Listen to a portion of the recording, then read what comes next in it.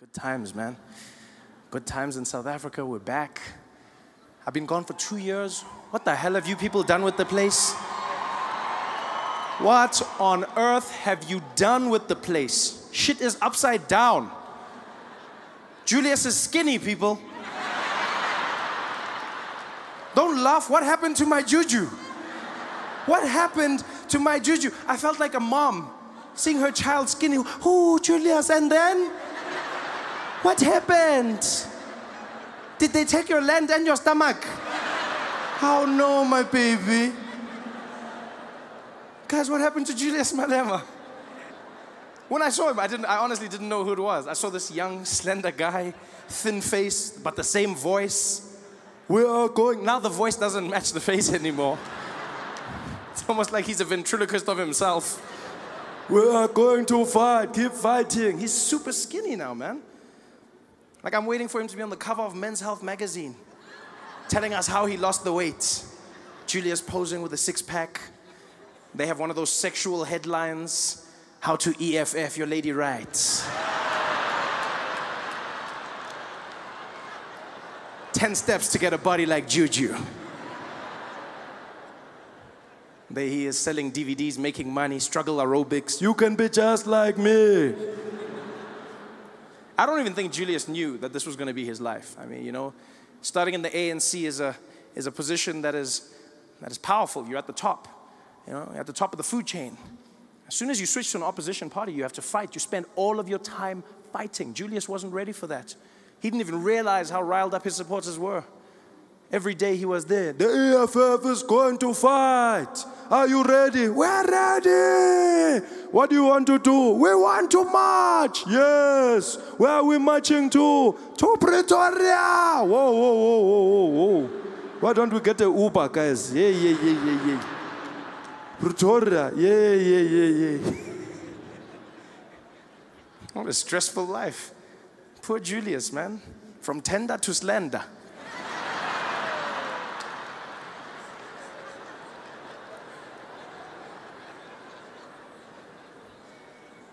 I miss it. I watch Parliament now again. I went straight into it, watching the vote of no confidence. I was so stressed. I don't know about you, but I was so stressed. I was like, please, please, please, please don't let Zuma go, please. Don't let Zuma go. My jokes, all of my jokes, please, please. Because I mean, I know I've got Donald Trump, but it's not the same, guys. It's not the same. I want Trump and I want Zuma in my life. I want balance. Balance. Because you see, the thing is, like South African politicians, they're crazy and they're fun, right? But they're benign. They're not dangerous. It's just fun and games. You know, I'm going to watch Julius. He's going to be there having his vote of no confidence, busy causing chaos. I love that watch. I watch that in America all the time. I don't think you understand. I don't know how to explain it to Americans, but it's so much fun. It's just Julius up there causing chaos every single day. We are here today again. We are going to vote out a criminal. Guys are there. Out of air. Point of order. Point of order. Point of order, Honorable Malema. Point of order. You can't say that. Retract. Okay, I don't want to get kicked out. I retract. I am here because we want to kick out a crook. Honorable Malema, retract. Retract that, Honorable Malema. Retract it immediately. I retract. We want to kick out the mene. Honorable Malema, retract, retract, unconditionally. Okay, okay, I retract, unconditionally. Here's my question. Why do they have to keep calling the person honorable when they're doing crazy shit? There's people punching and fighting in Parliament. Honorable member, stop punching. Honorable member, don't swear. Like, is that the rule? You have to say honorable member for whatever it is? Yeah? A minister can be there shitting on top of the table. Honorable member, hey, skakaka, hey. Honorable member, ukaka kamutafuleng. Honorable member, retract that feces now. Honorable member, retract that feces immediately. Retract that feces immediately, please. I retract. Unconditionally.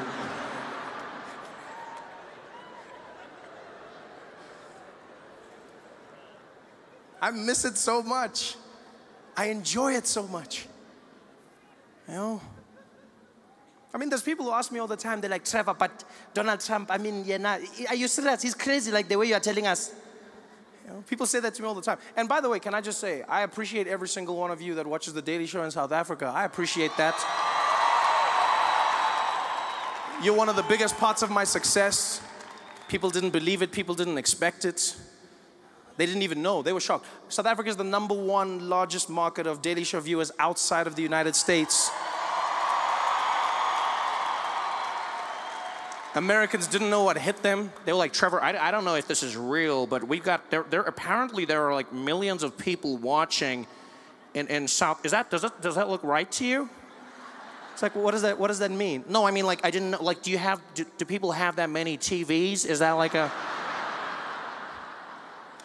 do you guys have TVs? TVs, we have DSTV. Dalangati, ketchup.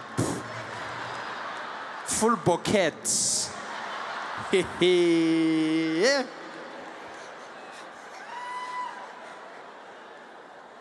You don't understand how many stupid questions I still get people asking me. Trevor, so like coming from Africa, is it different for you? Is it like totally different? Have you guys had like animals in the streets running around? I'm like, guys, we don't have animals. Come on, man, what do you take us for? And then a few weeks after I had that fight, South Africa, you guys come and hold me back. Just after I fought with people telling them there's no animals in the streets, I see a headline from the Sunday Times, zebra blocking traffic on N1 highway. Now I have to go back. Okay, you see, sometimes, but not always, sometimes, there's the animals. Hey there, thanks for watching. Now, all I need you to do is click on that little circle on your screen. Yeah, that one, oh yeah, just like that. Hold on. Yeah, click. Nice. Some of you may or may not know, I have a new job. This is great. Thank you very much, thank you. Yeah, so that's fun. Phoned my grandmother to tell her the good news, which was really cool. I don't think she understood what was going on, but still she was happy. Phoned my gran and she was on the phone. I was like, Granny, I'm gonna be on the Daily Show. And she's like, ooh, Trevor, I'm so happy for you. You got a job. I said, no, Gogo, no, I already had a job, Gogo. I already had a job. She's like, no, you didn't. Did you have an office? I said, no. She's like, then it wasn't a job. Well done, Trevor. My mom was a bit better. I phoned her. She was on the ball. You know, she was really excited for me. And to give you a bit of a backstory, I have 2 younger brothers. Right? I have one brother is 9 years younger than me, and then the youngest is 20 years younger than me. And so the youngest one, who's 11, just became head boy of his school. He's the head prefect at his school, right? Yeah, so then, no, please don't, no, this is my show, you don't clap for him. Please, they didn't clap for me at his, please. I work hard for my applause, please guys. So anyway, so I phoned my mom. I phoned my mom to tell her my good news. And I'm on the phone with her and I'm like, Mom, this is happening. She's like, oh, baby, I'm so happy for you. Oh, this is so wonderful. Oh, Mtanam, I'm so happy. This is so great. Oh, and did you hear what happened with your brother? He became head boy at his school. Oh, I'm so happy. Both my boys are doing big things. And I was like, yeah. Some things are bigger than others. She's like, no, baby, it's all the same to me. It's all the same. I was like, you say that, but I mean, you know. I mean, you know, if you had to choose. She's like, okay, fine, I'll be honest. You were never a prefect, so. Damn it! That's when I wish I had a physical phone. Yeah? That's when I wish I had a landline. You know, I have those landline moments in my life where I wish I had an old school phone so I could slam it down. Young people will never know the joy of slamming a phone at the end of a call. Like, cell phones have robbed us of that. That feeling, you know, where you get to tell the person, screw you! Bah! Ah, it feels so good. They feel it on the other end, like, ah! It's like you punch them in the ear. Now with phones, you've robbed of all of that. You know, there's no sense of power. Screw you! That's all you have. And you can't even press the screen hard because you're scared you're going to crack your own phone. You don't... I hate cell phones so much. I think they're robbing us of our intelligence. I honestly believe cell phones are going to be the reason that human beings devolve. We're going back to the Stone Ages because of those things. Everything about them is turning us into apes again. Neanderthals. I was looking at my thumbs the other day. I spend so much time texting and sending messages that I feel like they've started curling over like monkeys' hands. I've gotten really good at typing and grabbing branches. Everything about those phones is robbing us of our humanity. We were proud because we evolved, we stand, we walk tall. And then we got our phones. And now every day we spend like this. And over time we're gonna go back down. Have you tried to have a conversation with someone on their phone? Literally sounds like a caveman. Just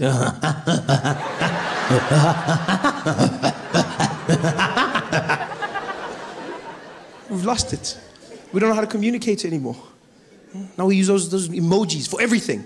Emoji, emoji, emoji, emoji. No one even uses words. Send a paragraph to your friend. Had a great day, did this. It was so funny. They reply, hey. And did you hear? She died. Ooh. That's it. No words. Emojis are basically the cave drawings of 2015. Yeah, we judge cavemen. We think they were primitive because we couldn't find any words in their pictures. Someone's going to think the same thing of us. The way we look at cavemen and go, oh, look at them, they couldn't write. Oh, the caveman, he was so simple. Oh, and he was hunting, and he had a family. Oh, simple. Someone's going to see our messages in 1,000 years. Be like, oh, look at that. Oh, the people of 2015, simple. Oh, yeah, look at that. Oh, they laughed, and they cried. Oh. Sometimes they laughed until they cried. Yeah. Some of them were blind in one eye, yeah. But that didn't stop them from having fun. Aww. And there were monkeys that didn't talk. Aww. Monkeys that didn't listen. Aww. And they were always dancing in red dresses. Aww. 2015, a simple time. We don't communicate anymore. Got our emojis. Phones are making us dumb. I fear most for women, you know, the most intelligent of our species. Yeah. And I fear for you. I fear, ladies. I fear for what the selfie has done to you. Women are obsessed with selfies. The average woman spends 50% of her day thinking about when she can take the next selfie. That's all she's thinking about. Oh, let's take a selfie. Oh, let's take a selfie. Let's take a selfie now. Let's take a selfie. Take a selfie of me taking a selfie of you. Oh, this is great. Selfieception. I love it. Everyone's just in there. Selfie, selfie, selfie, selfie. And you know what's fine? The pictures look great. The pictures look great. Instagram. Oh, like my picture, like my... Yeah, it looks normal. But have you seen what it looks like when someone makes a selfie? It is the creepiest thing you've ever seen in your life. A normal woman sitting by herself, having lunch, doing whatever she's doing. And all of a sudden she'll look at her phone and something in her head goes weird and she transforms into a selfie monster. She'll literally just be there looking at her phone, going through stuff, and all of a sudden she's like...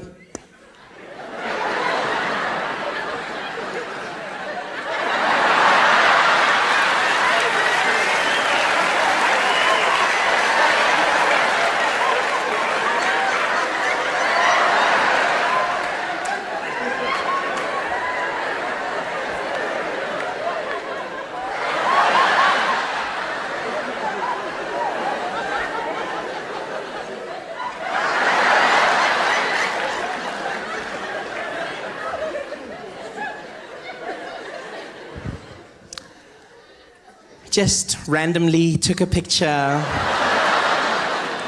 Caught off guard. Hashtag I woke up like this. Hashtag no you didn't. Hashtag you crazy. Hashtag stop that shit. Hey guys, thanks for watching. Make sure to subscribe to my channel so you can win cool prizes. And by prizes, I mean surprise. There's no prizes. It's a free YouTube video, you greedy. Just click the video, man. Why you want free things on free things? Sorry, I know this is weird. This is my tea. I know it looks like a magic lamp, but it's not. It's my tea. I have to drink this as much as possible. So, oh, it's true. This is sort of like my medicine. I have to drink it. Why? Because I lost my voice. But it wasn't like Weekend Lose Your Voice. It wasn't like, oh, what a great party. I lost the voice. No, no. Voice totally gone. What happened was, I was doing shows in New York, right? A whole lot of performances. And then one day, in the middle of a show, my voice disappeared. Out of nowhere. I was talking, and then, escom.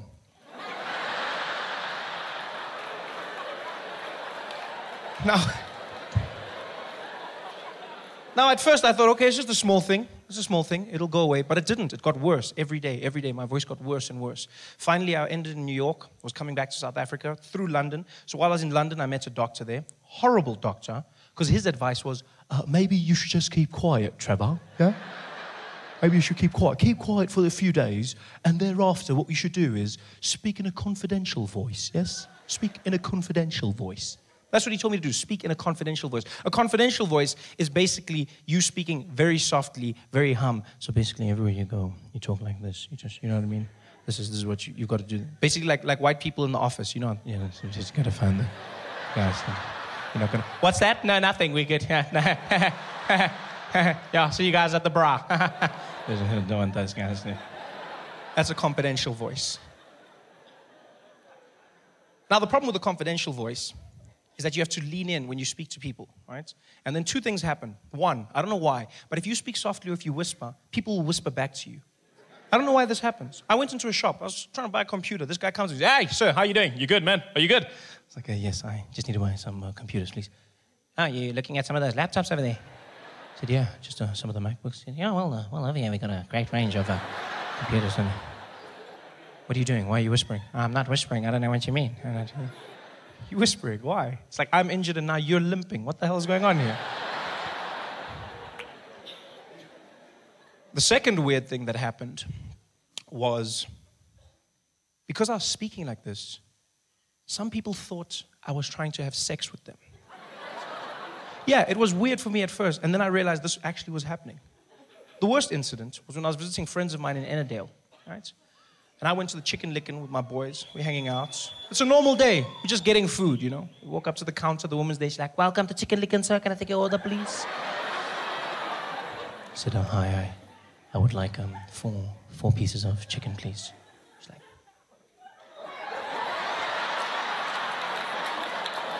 you want some chicken?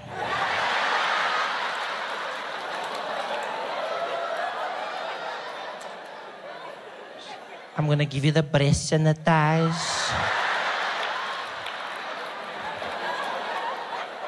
Now she's chasing me down the street. You know how scared I was, running away, holding my chicken, screaming for help in a confidential voice. Help me, help me, help me.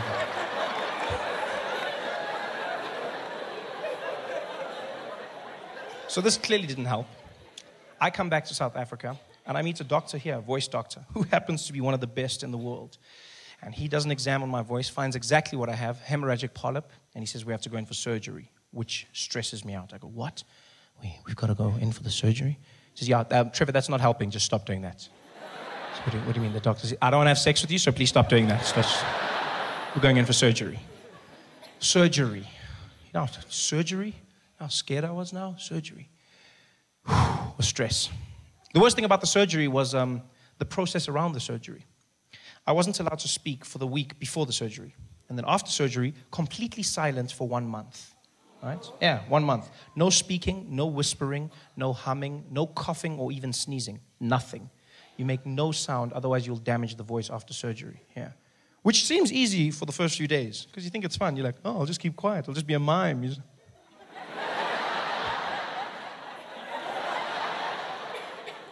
Then it gets boring, and then it gets difficult. Because then you start meeting people that know you and they want to have conversations. Fans in the streets, friendly people, you know. White people were the best to meet, I won't lie. Because white people are just like, they're impatient. I like that, you know. Yeah, white people have no time for anything. I've seen this. White people don't like to wait. They're always in a hurry, always something to do. They just come up to me, they're like, hey, Trevor Noah, right? The comedian. Oh, what, you're not talking? Oh, no voice. All right, cheers, bye. Gone. Out of my life, no stress. I loved it. It's great for me. Not so great for white people, though. That's why they pay so much in traffic fines. Yes. No, it's true. If you guys were just more patient, you wouldn't pay half as much, eh? Yeah. Because black people hardly pay anything. Hardly anything at all. Black people get to the traffic thing. You just relax the situation. That's what you do. You just relax everything. You just get there. You know, guy will come to your window. Baba, outkogang seat belt. And you're like, seat belt. Yeah, no seat belt. Eish, seat belt. Yeah, Let's license one. Ah, license. Hey, ndoda, let's license wena. Ah, mbethu license. Seat belt, license. Ah, mbethu license, seat belt. Hey wena, ah, mbethu license. Eish, hamba ke, hamba. Just relax it. I've seen white people at roadblocks. They have no patience. They get angrier at the metro cop. They get so angry, it's like he did something wrong. You see them. They get stopped there, so they say, hey, you were speeding. Oh, bloody hell, man, you guys are everywhere. Nobody can drive anymore in this place, man. Yes, like you guys, every bush, I don't know if it's a bush or a metro cop. What the hell is going on here, man? Yes, like you guys, bloody hell. They should start calling you the flora and fauna police, man. What the hell? Guys in the bloody boat. What are you going to do? Are you going to give me a ticket or something? No, I was just saying, yeah, bloody hell. I mean, just give me the bloody ticket. Just give it to, okay, you want the ticket? I'll give you a ticket. No, give you the damn ticket. Yeah, just give me the bloody ticket. Yeah, I'm going to, and your indicator's not working. 5,000. Just bring it down. Just relax. Just be a bit patient. White people have no patience. None. The complete opposite end of the spectrum, and the people I dreaded meeting when I had no voice, was Indians. No. Indians are the worst human beings you will ever meet if you're trying to have short conversations. Because I don't know what it is about Indians, but they're the most inquisitive people you will ever come across in your life.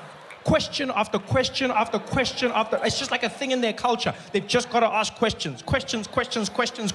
That's why there's no Indian GPS. You wouldn't get anywhere. You would not get anywhere. You'd be fighting with your car. Take me to Woolworths, please. Why you want to go to Woolworths here, boss? Just take me to Woolworths, damn it. Questions and questions. I met a group of Indian guys one day. It was a Saturday morning. These guys see me. They're very cool, you know. The guy's like, hey, Trevor Noah. Hey, what kind, brah? How you doing, man? Check this out, Fazil. Hey, Fazil, you know this out, brah? Yeah, the comedian there. Hey, this out. We got all your DVDs there, Trevor. Yeah, we bought them at Fordsburg, man. Hey, man. Hey, brah, you tops, man. You tops, brah. Hey, you killing the charos there, man. Killing us there, brah. When you doing another show, man? What? You're not talking now? You lost your voice. What happened? Hey guys, thanks for watching. Make sure to subscribe to my channel so you can win cool prizes. And by prizes, I mean surprise. There's no prizes. It's a free YouTube video, you greedy. Just click the video, man. Why you want free things on free things? I have those landline moments in my life where I wish I had an old school phone so I could slam it down. Young people will never know the joy of slamming a phone at the end of a call. Like cell phones have robbed us of that. That feeling, you know, where you get to tell the person, screw you! Bah! Ah, it feels so good. They feel it on the other end, like, ah! It's like you punch them in the ear. Now with phones, you've robbed of all of that. You know, there's no sense of power. Screw you! That's all you have. And you can't even press the screen hard because you're scared you're going to crack your own phone. You don't... I hate cell phones so much. I think they're robbing us of our intelligence. I honestly believe cell phones are going to be the reason that human beings devolve. We're going back to the Stone Ages because of those things. Everything about them is turning us into apes again. Neanderthals. I was looking at my thumbs the other day. I spend so much time texting and sending messages that I feel like they've started curling over like monkeys' hands. I've gotten really good at typing and grabbing branches. Everything about those phones is robbing us of our humanity. We were proud because we evolved, we stand, we walk tall. And then we got our phones. And now every day we spend like this. And over time we're gonna go back down. Have you tried to have a conversation with someone on their phone? It literally sounds like a caveman. Just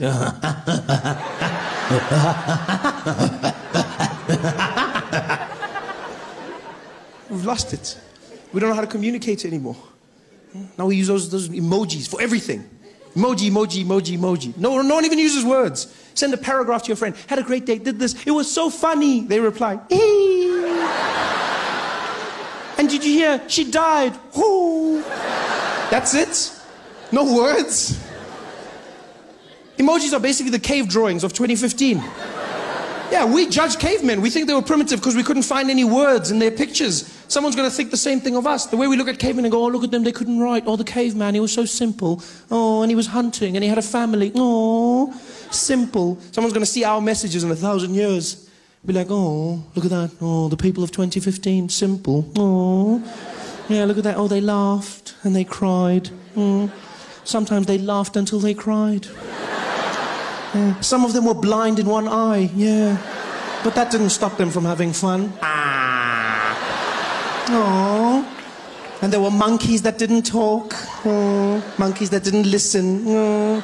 And they were always dancing in red dresses. Oh. 2015, a simple time. We don't communicate anymore. Got our emojis. Phones are making us dumb. I fear most for women, you know, the most intelligent of our species. Yeah. And I fear for you. I fear, ladies. I fear for what the selfie has done to you. Women are obsessed with selfies. The average woman spends 50% of her day thinking about when she can take the next selfie. That's all she's thinking about. Oh, let's take a selfie. Oh, let's take a selfie. Let's take a selfie now. Let's take a selfie. Take a selfie of me taking a selfie of you. Oh, this is great. Selfieception. I love it. Everyone's just in there. Selfie, selfie, selfie, selfie. And you know what's fun? The pictures look great. The pictures look great. Instagram. Oh, like my picture, like my... Yeah, it looks normal. But have you seen what it looks like when someone makes a selfie? It is the creepiest thing you've ever seen in your life. A normal woman sitting by herself, having lunch, doing whatever she's doing. And all of a sudden she'll look at her phone and something in her head goes weird and she transforms into a selfie monster. She literally just be there looking at her phone, going through stuff, and all of a sudden she's like...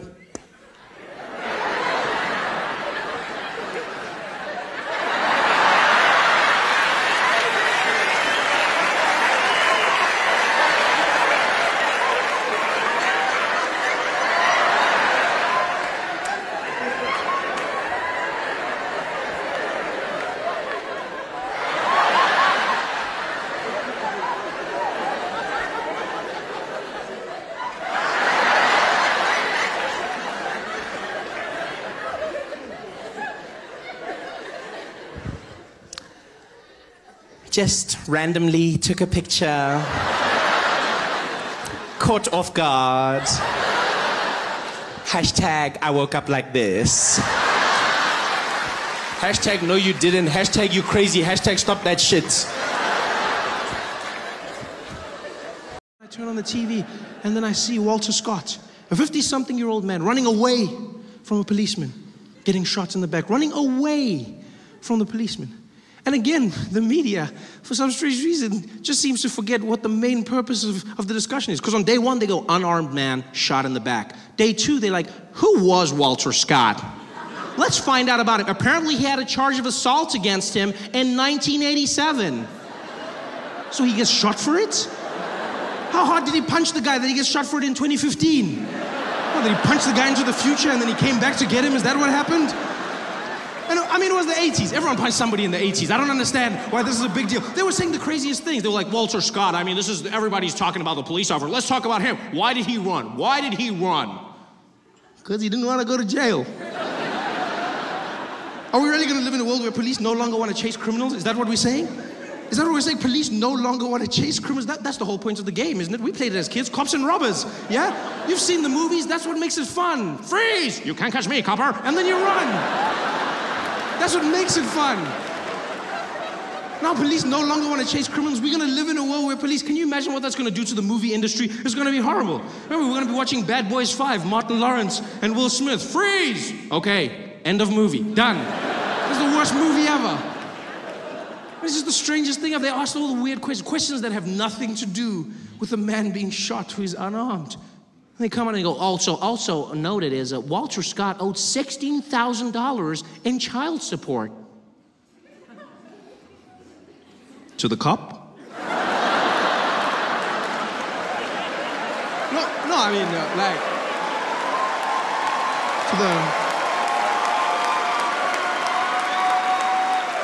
Because that would be a different story. That would be like, if that was the mother of his children that shot him, then you know what? I may actually be on her side. You never know. Yeah. I might have been there like, you know what, sister? You shoot him in the back, girl. That's right. You shoot him thinking he ain't gonna pay after he play. You shoot him in the back thinking he gonna run away from his responsibilities. Shoot him dead. but this has nothing to do with it. A policeman shoots an unarmed man, he's running away. And then they have the crazy nerve to say, this officer feared for his life, he was afraid. Afraid of what? The man's running away. There's nothing less frightening than somebody running away from you. That is the definition of fear. He's running away. The only thing he could have done to be less threatening is to cluck like a chicken as he does.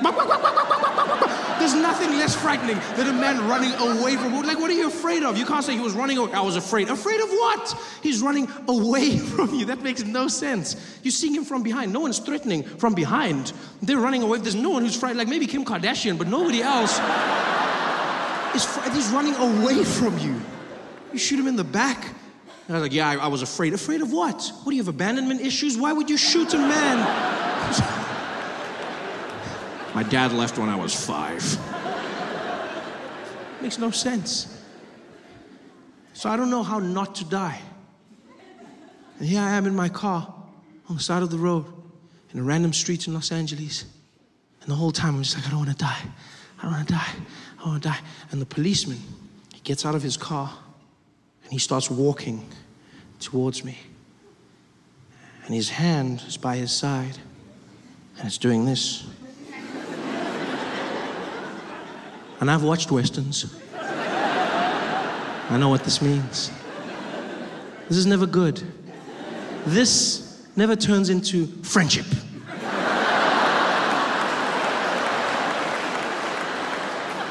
So now I'm starting to stress and I'm looking at him in the side mirror of my car and I'm panicking because objects in the mirror are closer than they appear. So he's gonna get there at any moment. And I don't know why I did this. Like as soon as I panicked, I completely panicked and I launched myself out the window. I took my body and I threw it out the window and I fell onto the side of the car, just and onto the side of the car. I basically went back to nature. I thought of a predator, you don't make eye contact and you play dead. That's all I did, I just played dead on the side of the car. Shame, which freaked him out. He was just like, what, hey, what's going on? I said, I'm sorry, officer. I'm sorry. He's like, sure, what are you sorry for? I said, whatever it is that's gonna make you shoot me, I'm sorry. I'm sorry, officer. He said, sir, get back in the car. Get back in the car. I said, no. I don't want to die. Please, I'm not falling for that trick. Please, officer, I'm sorry. I'm sorry. He's like, sure, I'm not going to kill you. Just get back in the car. Get back. And I mean, Shane, this guy was just as freaked out as I was. I'm not going to lie.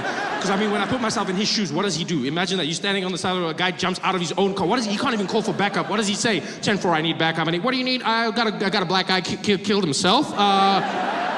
10-4, you got to make something up better than that. We'll back you up. Don't worry. Like you can't. Like what do you say? It's just like weird. The guy's freaking out. I'm freaking out. And I'm lying there, and this guy, he approaches slowly, he finally gets to me and he lifts my arms and he's like, get back in the car, sir, get back. And he stuffs me back into my window. Get back. I'm like, no, I don't want to die. Please, I don't want to die. And he's like, sir, calm down. Okay, I'm sorry. He's like, sir, have you been drinking? I said, no, sir, I haven't been drinking. I said, okay, calm down. Do you know why I pulled you over, sir? He said, it's because I'm black. And now, I wasn't being an ass, nor was I joking. I'd just been informed that as a black person in America, if you drive a really nice car, there's a good chance you're gonna get pulled over by the police. Yeah, so in my world, he was doing his job as I had been told. Yeah, I wasn't judging him. In fact, I was a little flattered. I was like, well, thank you very much, Mr. Officer, for noticing this bad boy right here. That's right, 2015, baby.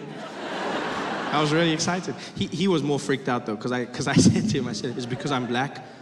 And then he did this thing that I've come to learn is the reaction of white people in America, who, when they hear information they can't process fast enough, have this thing where they smile on the outside, but on the inside, it's almost as if they're short-circuiting. And he looks at me and he goes, I'm sorry, what? I said, because I'm black, that's why you pulled me over? And he goes, no, hey, no, hey, no, that is not, no, hey, I don't, no, that is not,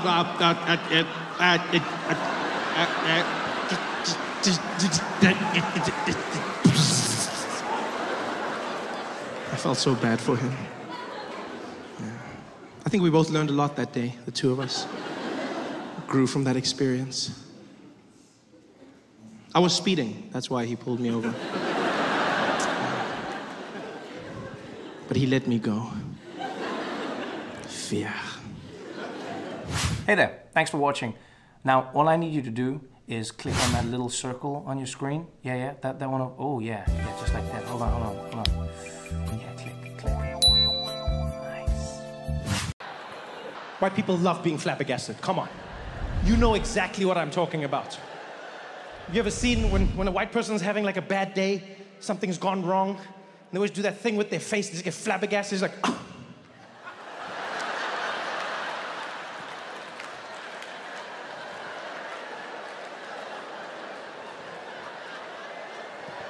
White people love being flabbergasted.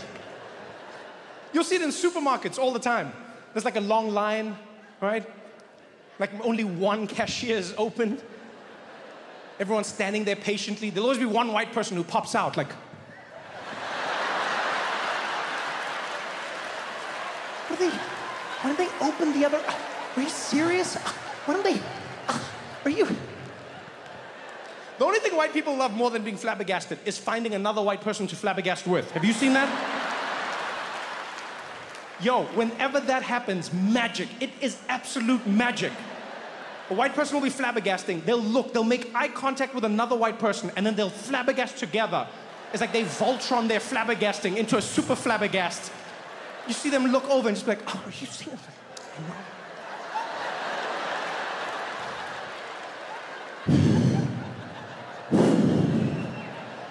And that's one of the keys to flabbergasting I've learned. You have to exhale. You have to let it all out. Life is so hard that the air has to leave your body. You can no longer even breathe. That's why there's so many tornadoes in the Midwest. It's just white people flabbergasting. It's like...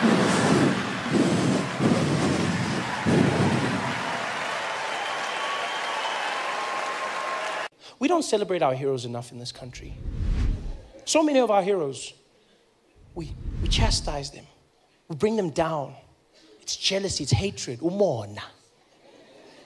Heroes that we don't acknowledge. Greats. After Nelson Mandela, we always go, nobody else can live up to that. Yeah, but there's small levels of greatness. You don't even have to look far. For instance, our great sign language interpreter. Tamsanga. Yankees. The man who made it all happen. Huh? He was there at Nelson Mandela's memorial service. A service that the whole world was watching. And because of that, the service was translated to everyone all over the world. Translated into all languages, including sign language. And so Yankees was there translating for those who didn't understand. Unfortunately, he also didn't understand sign language. Which is a small problem. A problem that he didn't let stop him, people. Where others see obstacles, he saw an opportunity. People go, he's a con man. He's a bloody, how could he do something so deceitful? Yeah, you gotta go, how could he do something so deceitful? That man, Yankees, showed something so powerful. He's a role model to the children. Because he showed that you shouldn't listen to what people say you can or cannot do. If you believe in yourself and you work hard enough, anything is possible. People told him his whole life, they're like, Yankees, you can't do sign language. He was like, we'll see about that. Bitches. And he did it. He did sign language for the most powerful people in the world. Every single one of them, Yankees, was on that stage doing it and doing it well. Nobody even suspected him. Nobody. People were just like, he's doing his thing. People ask questions. Where did he come from? Did he sneak? He didn't sneak in. He'd been the official sign language interpreter for the government for the last 5 years. Yeah. Official for the last 5 years. And apparently before this, people have complained. But obviously the complaints fell on deaf ears, so nothing was done about it. And so he just carried on. And now he was here. The biggest event of his life. Signing for the world. Signing. Just making it up. In the zone. Nobody suspected. I suspected. I suspected though. I did. No, I did. Let me tell you why. No. Let me tell you why. Not because I know sign language. But because I know my president. And if there's one thing that's specific. Is when Jacob Zuma reads a speech, right? Jacob Zuma reads a speech. He's a very deliberate man. He's very calm. He's very measured. Takes his time. The rhythm is the most important thing. And Yankees didn't match his rhythm. I knew there was something wrong. You remember this. Zuma was there reading Mandela's Wikipedia page, right? And while he was reading, Yankees was doing totally different, like the rhythm was wrong. Zuma was there like, and thereafter, Nelson Mandela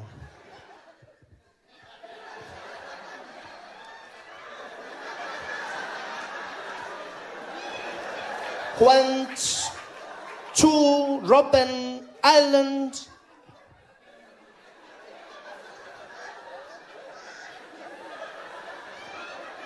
for his imprisonment.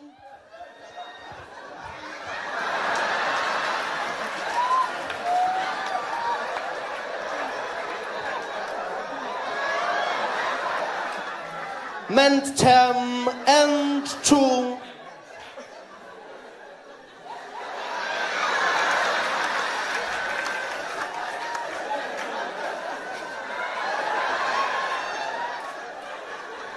fight for the rhythm didn't match, right? Zuma was on page 1, that guy was on like page 17 or something. It didn't match up at all. It's almost like Zuma was translating sign language for us. That's how slow it looked. Sorry, I haven't practiced, guys. It didn't match up. None of it. But Yankees did it. He stayed there in the face of adversity and he fought. Yeah. He did sign language for everyone. We've got to ask ourselves questions as well as South Africans. We don't ask enough questions. For instance, did nobody think to ask him how he could speak every single language in the world? Every leader came from countries everywhere. They spoke in their language. Yankees translated for everyone.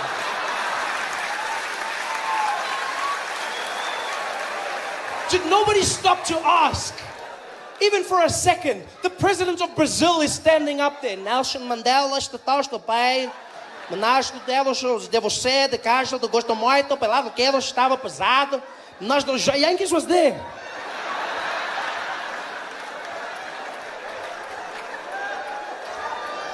Did no one say, hey Yankees, you can speak Portuguese? I'm in the zone, Baba, I'm in the zone. I'm in the zone. Did nobody think to ask? He did sign language for everyone. The ambassador of China was up there. 가도시, 전도이 넬슨 만델라. 다도 입시부 다도 신주의 공부로 바도시. Yankees was there on the side.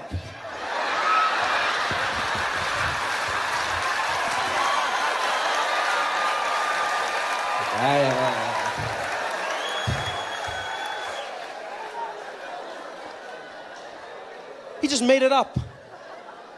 He made everything up. And he did a great job at it. He did a great job. But then, like a true South African, he just took it too far. Enough wasn't enough. That's our problem in South Africa. That's all it is. We don't know when to stop. We take it too far. The same thing happens with tenders, all of these things. Guys are stealing houses and everything. I go, guys, I understand you want to steal. I understand that. I understand. But if you get a tender to build 10 houses, steal 1, build 9. At least 9 people have houses. Don't steal all the houses. Somebody's going to notice. And then you can't steal more houses. But no, we want it all in South Africa. We take it one step too far. That's what Yankees did. He had done it for everyone. He'd done a great job. The best fake sign language the world had ever seen.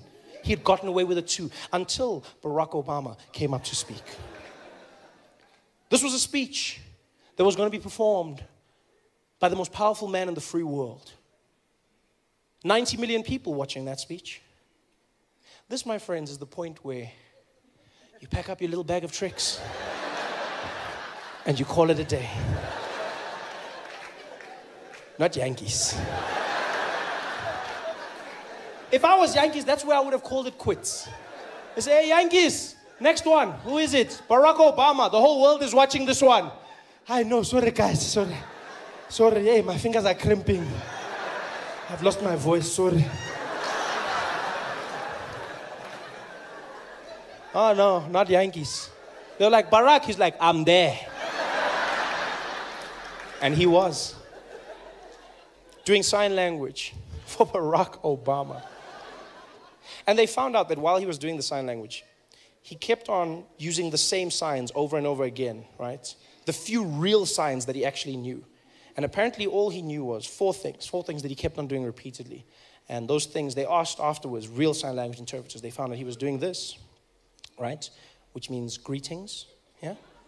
Greetings. He kept on doing that. Another one he loved doing was circle. Yeah? Yeah? Circle. One of his favorites was smoking. Yeah? And every now and again he'd go, get a little bit of that. That's all he did, over and over again. Can you imagine that? Nelson Mandela's memorial, Barack Obama pouring his heart out. There he is, Barack Hussein Obama. And Yankees.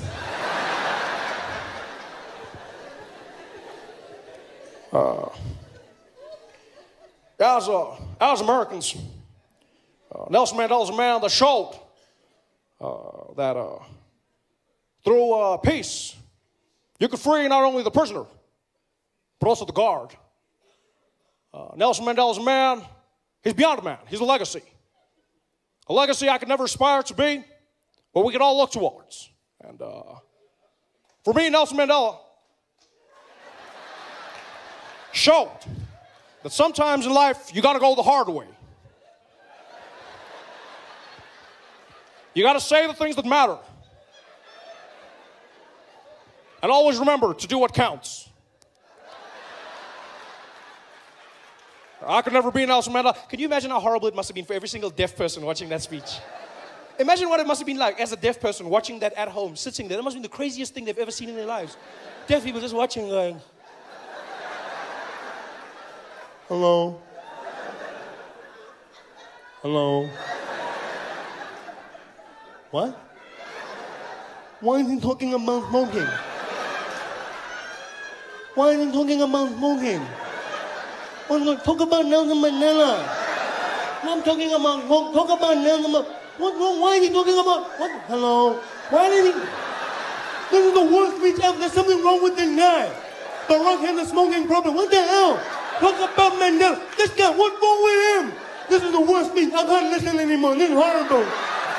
This is horrible. Tell me when it's finished. I can't do this, man.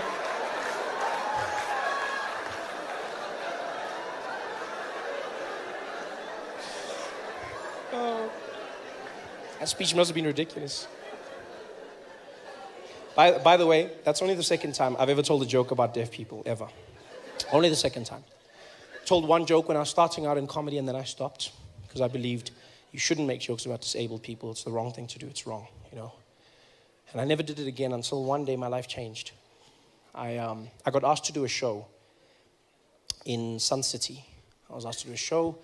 Sasol was organizing a going away party for the South African Paralympic team when they were going out to London. And so they invited me. They said, Trevor, we'd like you to come and do a show to perform for Ama Kroko Kroko. We'd like... Oh, you forgot. You forgot that that's the name we gave our Paralympic team. Not a nickname. That was our official name. We had Ama Poke Poke, Bafana Bafana, and Ama Kroko Kroko. We called our Paralympic athletes Ama Kroko Kroko, which means the broken things.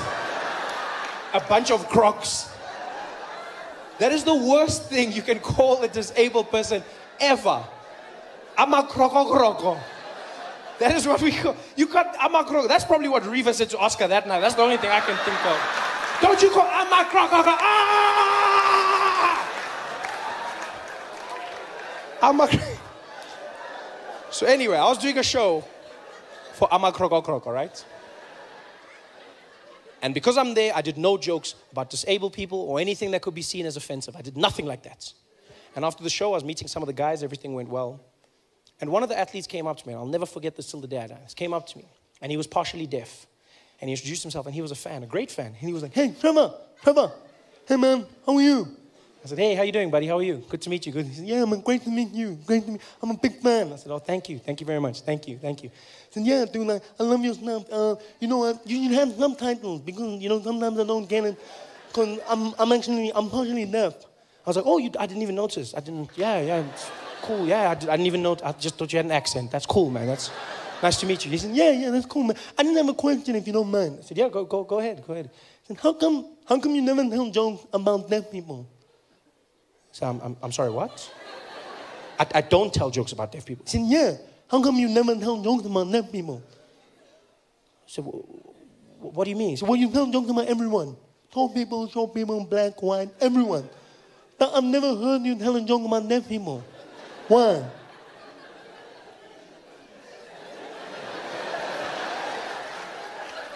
So you've never heard me tell a joke about deaf people? Yeah. No, man, not like that, you stupid. No, man, you're an idiot. I said, no, dude, I don't know. I don't make jokes about deaf people. He said, yeah, why not? I was like, because I can't do. I shouldn't make jokes about deaf people, because if I did that, then deaf people would be hurt and they would be offended. Why would we be hurt? It's not like we don't know we're deaf. So I never thought, I thought I was protecting you. Protecting us from what? From laughing. We also want jokes. We're deaf. Yeah, we know we're different, but we still want the same things. I was like, yeah, but you know what's funny is you say I must make jokes, right? But even if you're cool with it, you know who will complain? People who can hear. Yeah, they'll complain on your behalf because that's what people do. They get offended for other people. They'll be the ones going, oh, Trevor Noah's an asshole. He made jokes about deaf people. You're like, so? Why do you care? I said, because it hurts. It hurts. He's like, dude, you're a comedian. Suck it up. Hey, it's easy for you. No, dude, just make the joke. If the jokes are funny, people will laugh and then we move on. I was like, yeah, you know what? You say that. But then what do I do if they complain? He's like, dude, if they complain, then complain. Okay? You know what? Go do the joke. Go do the jokes. And then, if they complain, you must do what I do. I was like, what do you mean? He's like, just don't listen. The newspapers say that. He's famous, so now people treat you like you're famous. They start saying weird things to you. Strangest things people would say to me. Trevor, well done on everything, eh? Congrats. But, you know, even though you're going to America, don't forget us, all right? Don't you forget us. Like, I don't even know who you are. People would say the weirdest things to me. You know what the number one thing people have said to me? Number one thing? It's not good luck. It's, hey, Trevor, good luck over there. But whatever you do, don't forget your accent, all right? Yeah, please, don't pull a Charlize on us, okay? You keep your accent, man. Make us proud. Everyone said that. Trevor, brah. Hey, Trevor Noah. Hey, Masakan. Hey, man, you're making us proud, no? Yeah, man, you're doing big things for us, but brother, can I ask you a favor, no? Don't lose your accent, no?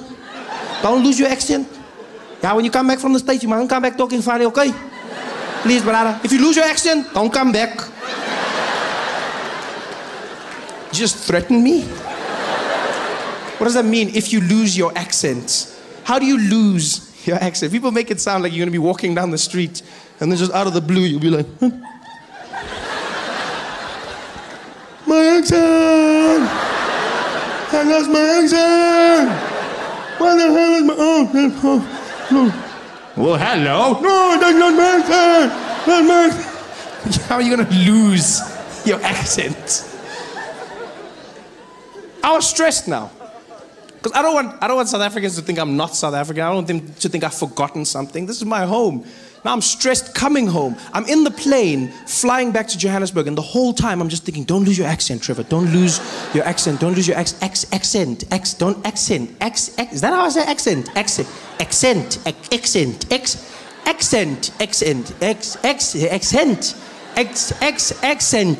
By the time I landed at OR Tambo, I was losing my mind. I like walked in arrivals, the woman was there at customs. Welcome back to South Africa, sir. I was like, yes, I'm back. Same old Trevor. Nothing changed. Going crazy. Because I love accents. I really do. I love accents. I like learning languages, and so obviously accents are a byproduct of that. I've learned over time that even if you can't learn a language, an accent is a great way to communicate with somebody in your own language whilst trying to bridge the gap. You know, you learn somebody's accent, you communicate more effectively. The thing is, though, you have to learn the accent in the right way. If you're going to speak to someone in their accent and you do it in the wrong way, you might come across as racist. You've got to be very careful about this. White people in South Africa often fall into this trap. Yeah. It happens at petrol stations quite a bit. See people driving in with their friends, talking normally, sitting in the car. You know, so I mean, if we get all the numbers together, marketing should be behind this. It should be a breezer. You know, HR's stepped up, and it's going to be a great year. And look, we try and make sure that. Oh, sorry, hold on. Hello, Baba. Hey, sharp man. Please put Lapo full tanky, eh? 95, unleaded, yeah. Also check our tires, eh? Pressure, pumpy, not too much, eh? 2.2, okay? Yeah, good jobby, yeah, sharp, donkey boss. Don't do that. He's a grown man. He's been pouring petrol his entire life. He knows what you need. Just talk to him like a normal human being. That's the thing people don't understand. Speak to him like a normal human being. I used to get so angry. Whenever I'd see white people changing their accent when they talk to black people, I get so angry. I was like, oh, white people racist? Is that what it is? Oh, racist? And then I learned. Life taught me not to be so quick to judge. Yeah, I learned a valuable lesson. I was driving to Gold Reef City one day, into the backstage area, and the security guard came out to the boom, and he was like, hey, how are you, sir? Is your name on the list? I said, yes, how are you, Baba? My name is Trevor. He's like, okay, Chabal. I said, no, Trevor. He's like, oh, sorry, Chabal. I said, no, Trevor, Shalva. Trevor, Shalva. Trevor, Shalva.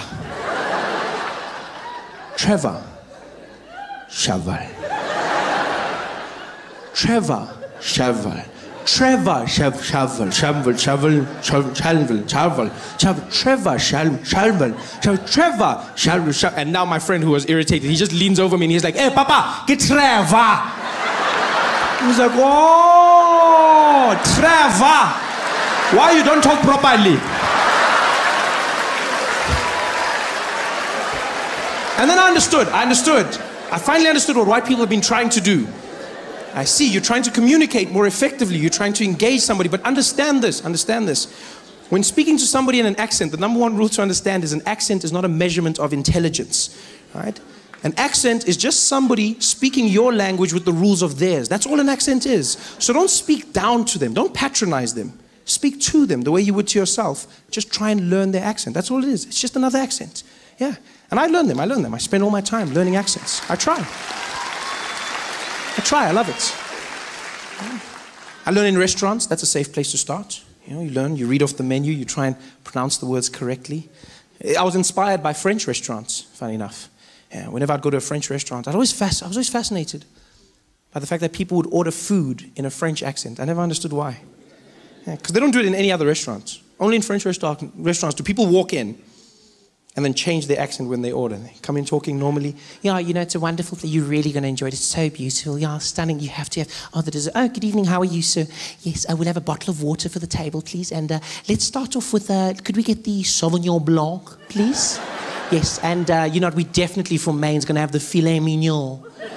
And for dessert, we're going to go with the crème brûlée. Thank you very much. Thank you. Oh, you're going to love it. Like, why are you doing that? I never understood. I was like, why? Because it's not like the French are going to return the favor. There's no French people sitting in our restaurants in South Africa looking at the menu like, so for the table, we can order some starter portion with share something? No? Okay. Could we please have one serving of the boerewors?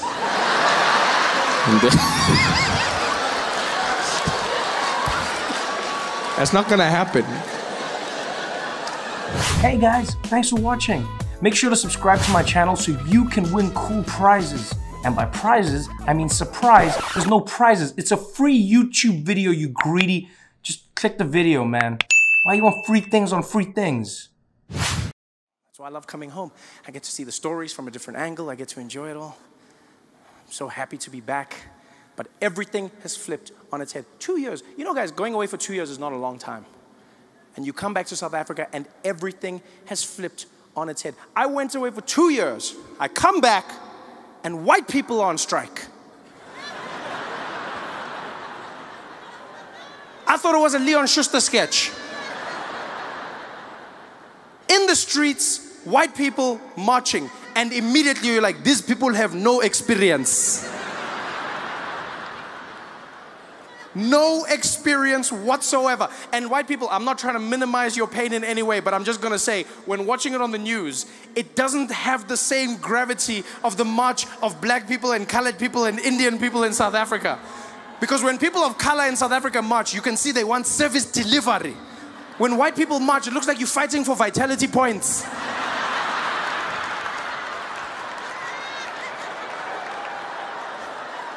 It's just not the same.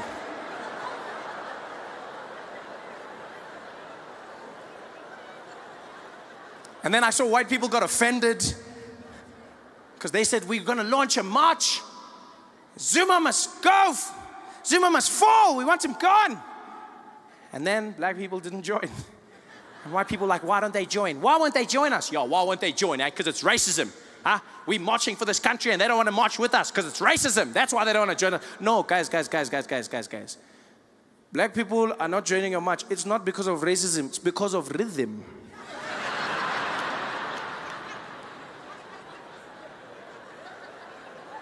I saw white people protesting and I was like, even if I was on your side, I cannot participate in that.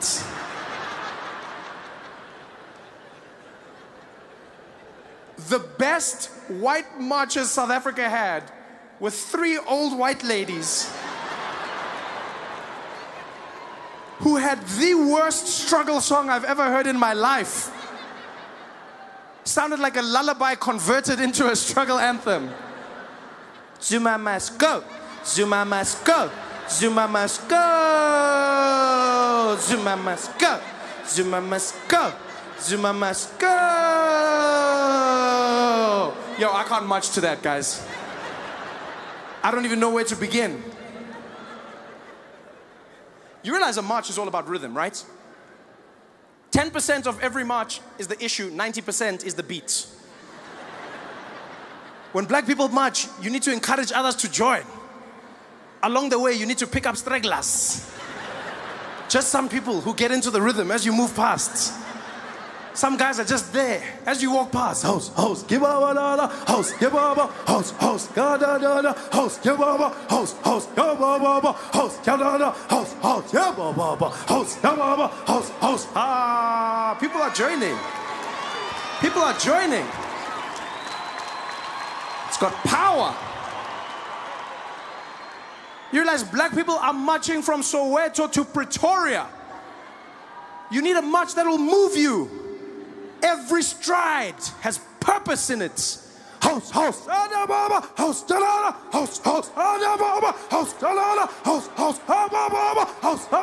host, host, moving. Zuma must go. Zuma must go. Zuma must go. Zuma must go. Zuma must go. Zuma must go. Guys, we're not even getting to Craig Hall like that. Asfigi. Marching with that song to Pretoria, by the time we get there, Zuma left by himself. Chilling there in his house in Dubai. Laughing. Did they only arrive just now?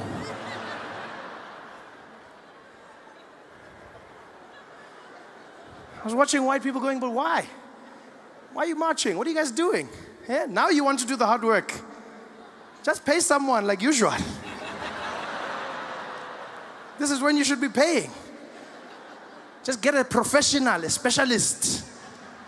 Just be there. Johannes, I have a lot of gripes with this country, and I've noticed that you have impeccable rhythm, and so I'd like to hire your services. I've got you. What's your feeling? I just want them to know that Zuma must go. Okay, got it. Go, go. Zuma. That's what I wanted to do. Hire a specialist, people. Get it done.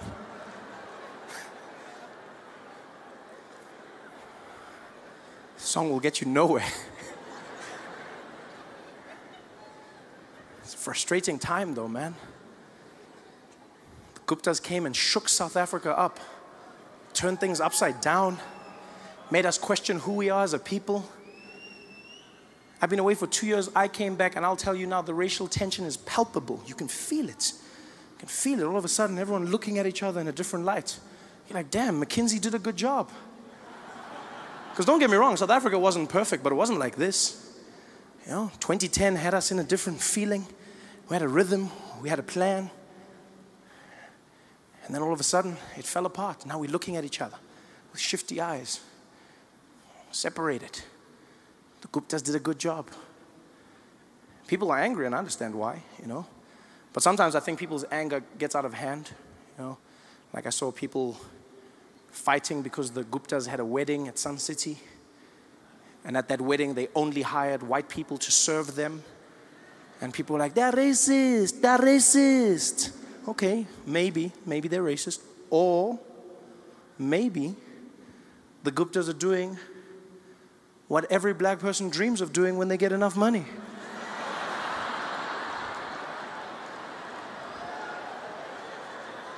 And that is hiring white people to work for you.